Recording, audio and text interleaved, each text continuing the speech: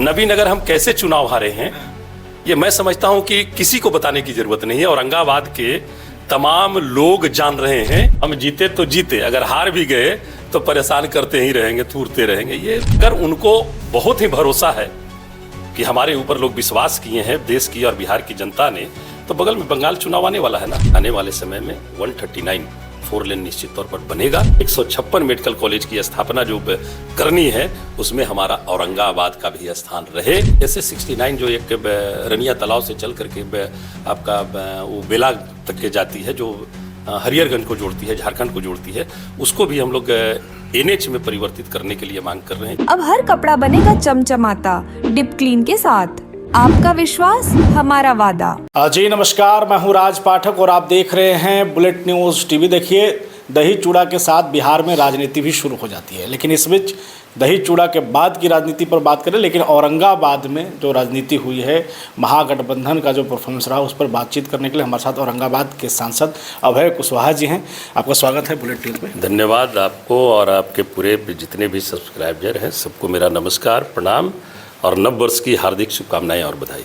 एक सवाल दही चूड़ा को लेकर के। दही चूड़ा पर आपने बड़ा आयोजन किया, वैसे जगह पर किया जहां पर कभी लोग डरते थे, आपने बड़ा आयोजन किया और इसी में हर जगह आयोजन हुआ। तेज प्रताप यादव ने भी किया, तेजस्वी जी कहीं नहीं नजर आए, आपने भी बुलाया होगा, नहीं आए, क्या कारण दिख रहा है? देखिए, कोई कारण इसमें नहीं है और हम जो आयोजन औरंगाबाद में किया ये कोई नया आयोजन नहीं है। मैंने पिछले साल से ही उमगा पहाड़ पे फर्स्ट आयोजन किया, उसके बाद फिर सेकंड आयोजन छकरबंदा जो रमणीक स्थान है, और हम कह सकते हैं कि बिहार का के लिए ये एक छोटा कश्मीर है।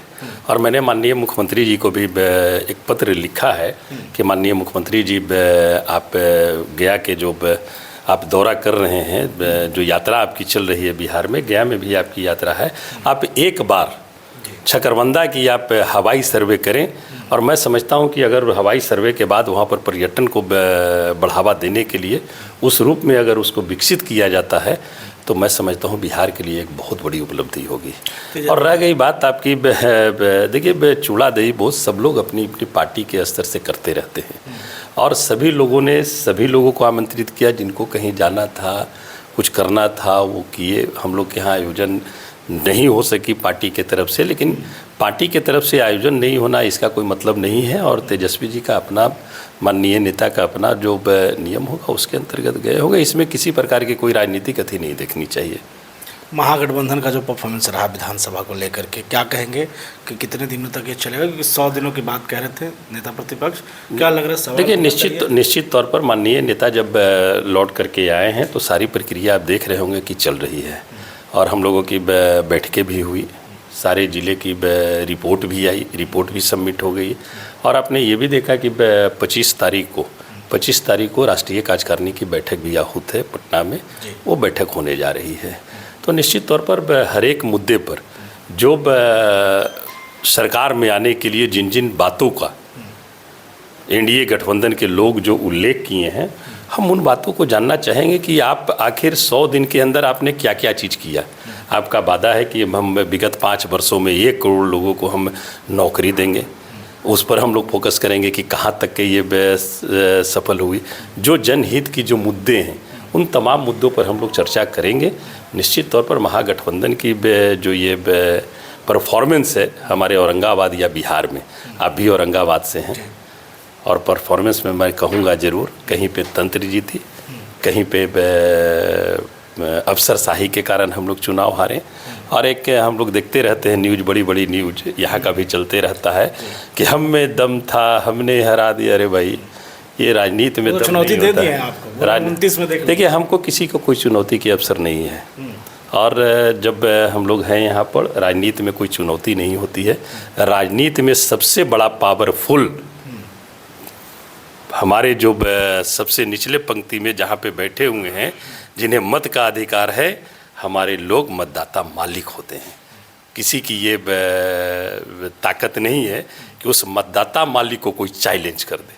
और जब मतदाता मालिक को कोई चैलेंज करते हैं तो मतदाता मालिक का काम है निश्चित तौर पर उनके चैलेंज को मतदाता मालिक एक्सेप्ट करेंगे और आने वाले समय में मजबूती के साथ जवाब देंगे। नबीनगर का जिक्र आप कर रहे हैं, नबीनगर 112 वोट मैंने यही कहा हाँ। कि आप औरंगाबाद से हैं। हाँ। नबीनगर हम कैसे चुनाव हारे हैं, ये मैं समझता हूं कि किसी को बताने की जरूरत नहीं है। औरंगाबाद के तमाम लोग जान रहे हैं कि हम कैसे वहां चुनाव हारे हैं। आरजेडी और रह गई बात, मैंने इसी पर एसआईआर की चर्चा में मैंने सदन में भी कहा, एनडीए गठबंधन की सरकार को मैंने कहा कि आपने बिहार तो जीत लिया, आपकी तंत्र की जीत हुई। हम जहाँ पर बैलेट में हम 143 विधानसभा में जीतते हैं, और वही जब जहाँ पर ये चुनाव चल रहा था सत्ता परिवर्तन का, तो उसमें आप अपार बहुमत से 203 सीट पे आते हैं। तो ये कहीं ना कहीं पर मैं समझता हूँ कि तंत्र की जीत है। अगर उनको बहुत ही भरोसा है कि हमारे ऊपर लोग विश्वास किए हैं, देश की और बिहार की जनता ने, तो बगल में बंगाल चुनाव आने वाला है ना। हमने खुले रूप से चैलेंज किया सदन में कि आप में अगर ताकत है तो बंगाल में आप बैलेट पेपर से चुनाव करा करके देख लीजिए, आपकी औकात पता चल जाएगी। 2024 में आपको यहाँ औरंगाबाद की जनता चुनकर भेजती है सदन में, 25 में परफॉर्मेंस महागठबंधन का, क्या उसके कारण यही जो तंत्र आप बता रहे हैं या अंदरूनी भी आपकी पार्टी में जो विरोध हुआ? देखिए कोई विरोध नहीं है हमारी पार्टी टिकट बंटवारे में तो कई विधायक कहीं पर से देखिए ये माननीय नेता का और पार्टी का डिसीजन होता है, किसी व्यक्ति का डिसीजन नहीं होता है ये।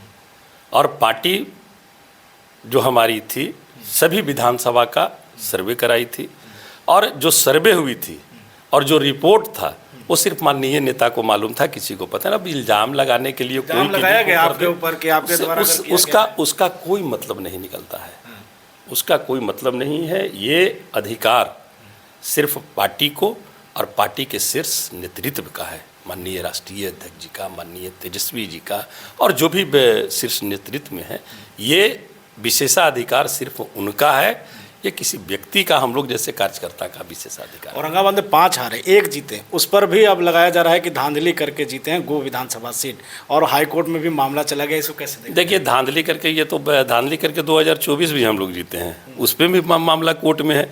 मतलब एक कहावत है ना, हम जीते तो जीते, अगर हार भी गए तो परेशान करते ही रहेंगे, थूरते रहेंगे। ये थोड़ी है लोकतंत्र का। अरे लोकतंत्र में जनमत को मानना चाहिए, और इन लोग हारने के बाद भी जनमत को नहीं मान रहे। एक सीट यहाँ जीते उसके बावजूद भी पच नहीं रहा है कि कैसे जीत गए। अरे भाई कैसे जीते आप? नबीनगर कैसे जीत गए? किस घोटाले से जीते आप? किस वजह से जीते? औरंगाबाद कैसे जीत गए आप? बहुत तरह की चीज़ें हैं, और जो भी जहाँ पर भी कमियाँ हुई, चाहे तंत्र की कमी हो, हम लोग समीक्षा कर रहे हैं, और माननीय नेता ने भी इस बात की समीक्षा की है। और कहीं पर हार में ही जीत होती है। हम लोग और हमारे नेता विचलित होने वाले नहीं हैं। पुनः हम जनता के सवाल पर, हमारे नेता हर एक जिले में, हर एक प्रखंड में जाएंगे, और जनता के सवालों को, चाहे वो जितने भी बड़ी बहुमत के साथ हों, सरकार के सामने पूरी मुखर होकर, चाहे सदन हो या सड़क हो, पूरी मुखर होकर जनता के सवालों को सदन से लेकर सड़क तक हमारे नेता और हमारी पार्टी निश्चित तौर पर उठाते रहेगी। जदयू में देखा गया कि जिन्होंने भी पार्टी के खिलाफ बगावत किया उनके ऊपर एक्शन हुआ, क्या ऐसा होगा आने वाले समय में? राजद भी इस तरीके देखिए सारी चीज़ें ये बैठ के चल रही हैं, और जो भी निर्णय होगा ये पार्टी स्तर पर होगी, और बाकी निर्णय जो भी आएगा वो मैं समझता हूँ आप सभी लोग के सामने। 2 महत्वपूर्ण सवाल है। एक NS 139 को लेकर के लगातार मुद्दा बन रहा है, काराकाट के जो माननीय सांसद हैं वो भी आवाज़ उठा रहे हैं, आप भी हैं।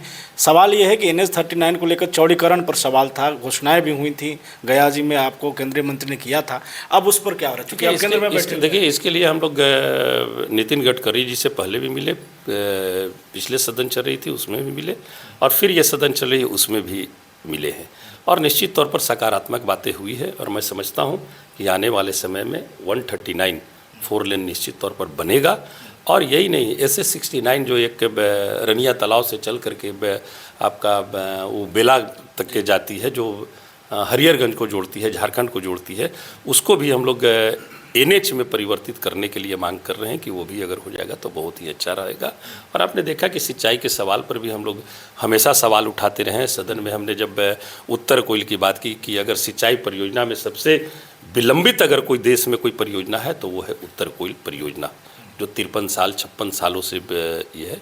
और माननीय मंत्री जल शक्ति मंत्री जी से भी हम लोग जा कर के मिले और उसका प्रभाव आपने देखा कि बिहार के माननीय आदरणीय मुख्य सचिव उत्तर कोयल नहर का निरीक्षण करने के लिए आए और लगातार हर एक सप्ताह उसका रिव्यू हो रहा है। वहाँ के जो सेक्रेटरी हैं उनसे भी हम लोग की वार्ता हुई थी। तो ये एक पहल है हम लोगों का और तेज गति से काम सभी जगह लगा है और भी जो वितरणी वगैरह है सारा उसमें उसका भी टेंडर जल्द से जल्द उसका निष्पादन हो और काम उसमें चालू हो। मेडिकल कॉलेज को लेकर के क्या है अपडेट? एनओसी अभी तक मिला नहीं है, मुख्यमंत्री देखिए चूंकि आने वाले हैं। देखिए जो मुख्य एनओसी का जो मुद्दा था वो जो धार्मिक न्यास का, तो वहाँ से तो करीब करीब क्लियर हो गया है और बाकी जो कुछ एनओसी जो बचे हुए हैं, जिला पदाधिकारी ने भी इस पर आपको संज्ञान में लिया था कि केवल हम उसको कर रहे हैं और इसको हम लोग भी देख रहे हैं। निश्चित तौर पर जो भी प्रक्रिया बच रही है वो निश्चित तौर पर जनता को ये लाभ मिलेगा मेडिकल कॉलेज का? निश्चित तौर पर मिलेगी। और मैंने आदरणीय जेपी नड्डा साहब जी से मिल करके, जो स्वास्थ्य मंत्री हैं, हम सदन में भी बोले थे और उनसे व्यक्तिगत मिल करके जब बिहार से टीबी उन्मूलन वाला कार्यक्रम हो रहा था उसमें भी मैंने उनसे आग्रह किया था कि अभी जो देश में आपको 156 मेडिकल कॉलेज की स्थापना जो करनी है उसमें हमारा औरंगाबाद का भी स्थान रहे और उन्होंने आश्वस्त किया था कि औरंगाबाद का भी अभय जी आपका स्थान है 156 में। चलिए, बहुत धन्यवाद हमारे साथ जुड़ने के लिए। हमारे साथ औरंगाबाद के सांसद अभय कुशवाहा जी थे। साफ तौर पे कई सवाल जो विधानसभा चुनाव से जुड़े हुए थे और जनता से जुड़े हुए NH 139 हो या फिर मेडिकल कॉलेज हो, इन तमाम मुद्दों पर भी उत्तर कोयल नहर सिंचाई परियोजना को लेकर भी इन्होंने अपनी बातें स्पष्ट कही हैं। लगातार बने रहिए, देखते रहिए बुलेटिन न्यूज़।